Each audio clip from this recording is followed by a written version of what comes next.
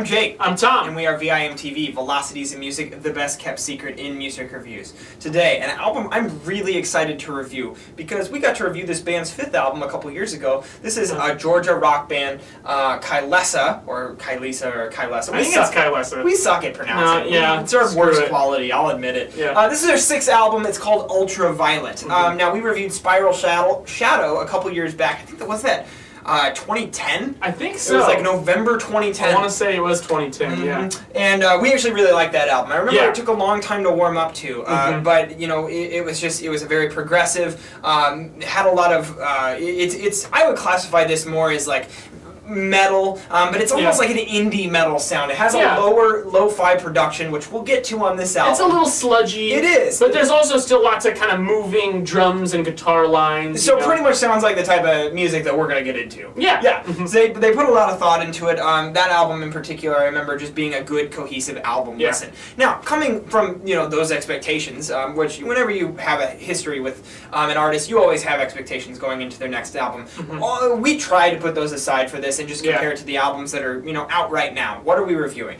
And one thing that I have to say about this album is it takes the same format, the same metal, and they really didn't change anything. They're still making, you know, that indie metal sort of sound. There's a lot of guitars in this album. It rocks out at times. The vocals are even a bit more screamy than they were on Spiral Shadow. Now, this album, though, we got to just come out and address this. It sounds completely different. It shouldn't, but it does. And I think it really shouldn't. This actually has the potential to be a really pretty decent rock record, and it just suffers from a few things. The number one thing that sticks out in my head, Tom, is just the production. That is the most noticeable quality on this album. It sounds like you took their sound, you're playing it through like these really high quality speakers, and then you just put 8 feet of mud on top of it. It just, Jesus, it's just not very good when you think about the production. Yeah, and parts that really should have definition, such as like the snare drum and the guitar lines.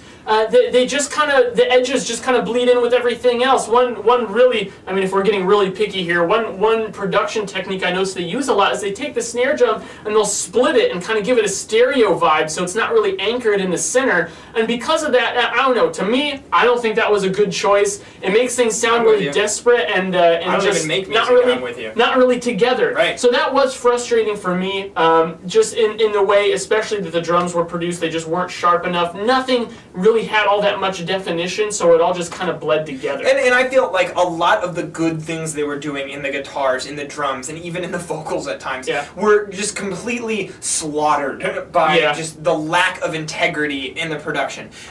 Rock music, and especially metal music, look at Queens of the Stone Age's album Songs for the Deaf. That album would not have been as good as it was if you had not paid if the band had not paid such close attention to the production.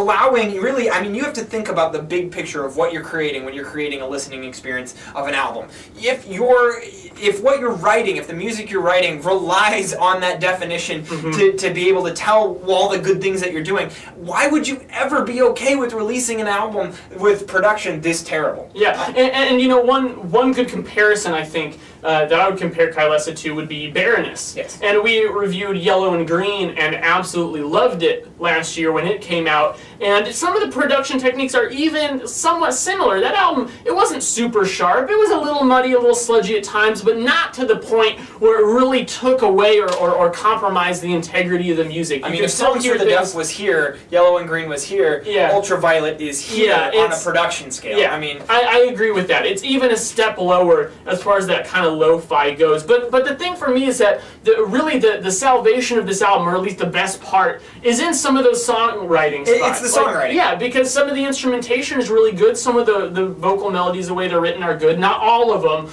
But the thing is, when you combine that with the bad production and sometimes just the poor performance in the vocals, that's the next biggest thing.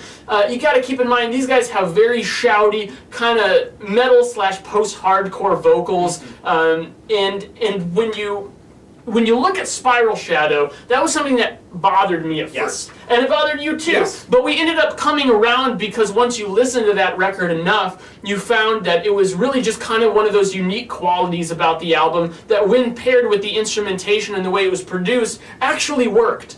Here, I was waiting for that realization to happen, and it just never did. And I kept listening I never to came it. around to it. I kept listening to it.